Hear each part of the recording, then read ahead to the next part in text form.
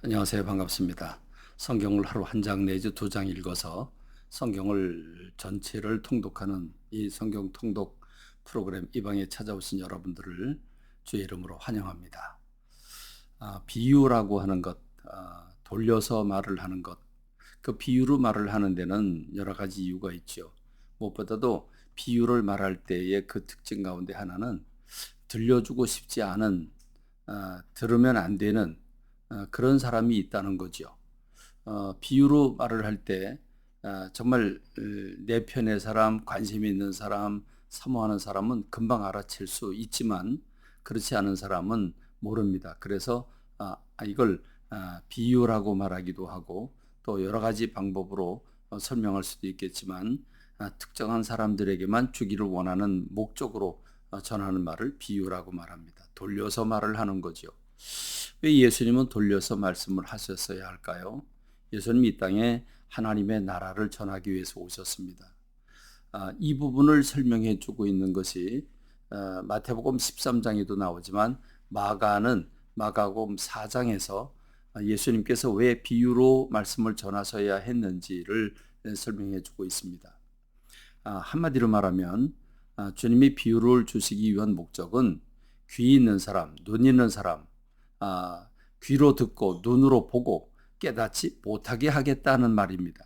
듣기는 듣지만 내가 깨닫지 못하게 하려고, 보기는 보지만 내가 보지 못하도록, 알아듣지 못하도록, 깨닫지 못하도록 하기 위해서 비유로 주시겠다고 하는 것입니다. 한마디로 말하면 안 주시겠다는 거지요.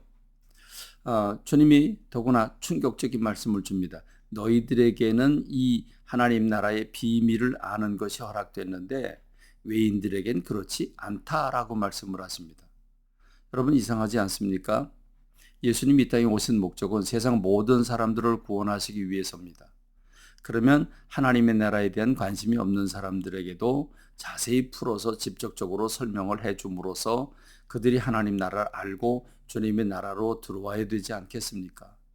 왜 주님은 듣지 못하게 하려고, 안 주려고 왜 비유로 주셨겠습니까?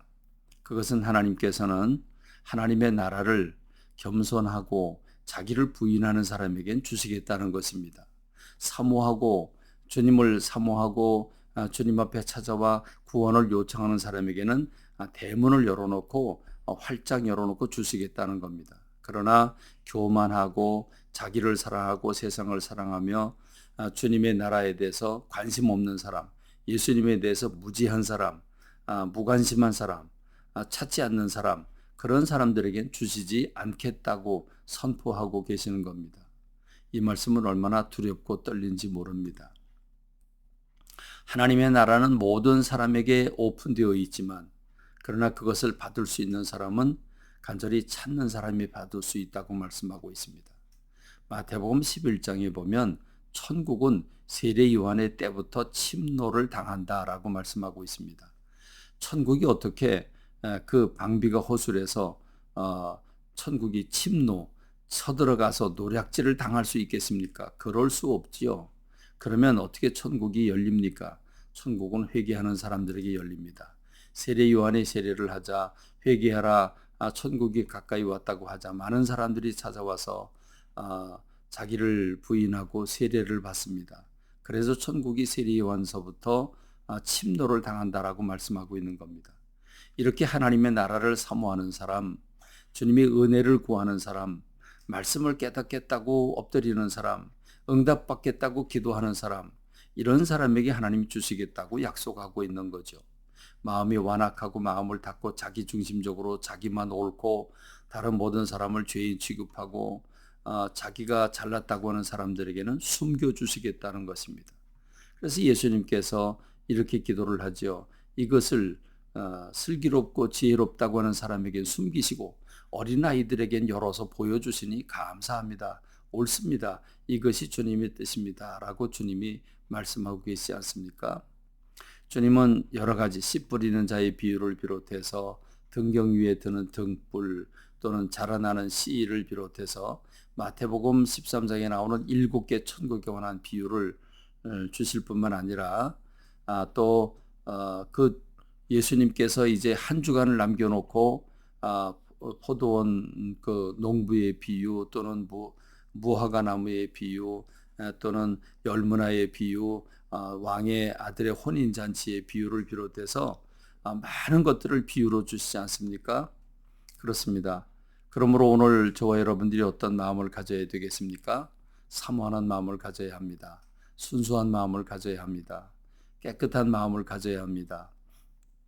사모하는 사람은 그 일에 집중을 합니다. 열린 마음을 가집니다. 가난하게 구합니다. 그런 사람들에게는 힌트를 조금만 주어도 금방 알아차리게 되어 있습니다. 특별히 그 가운데서도 우리가 씨 뿌리는 자의 비유는 우리 마음에 더 많이 와닿지요. 그렇습니다. 씨는 예수님의 말씀을 가리키고 하나님의 말씀을 가리키죠.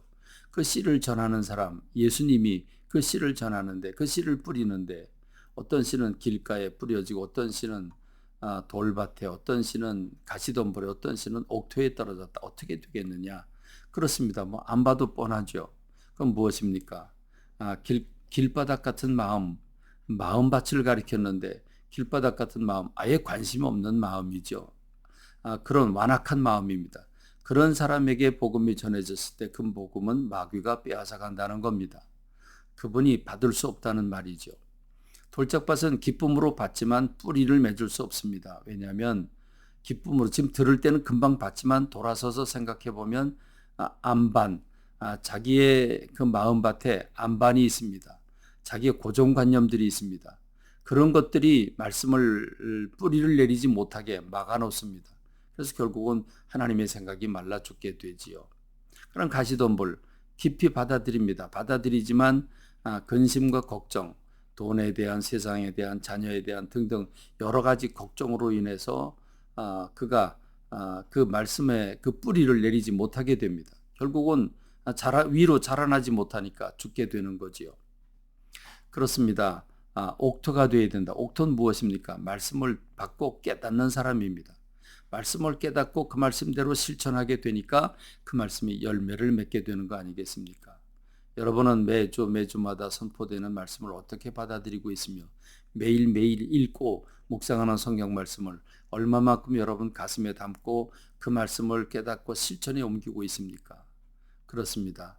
여러분의 마음밭이 중요합니다. 하나님 앞에 어린아이가 되고 그 말씀을 받아서 실천함으로써 늘 승리하는, 부유하게 되는, 열매 맺는 여러분들이 되길 간절히 소망합니다.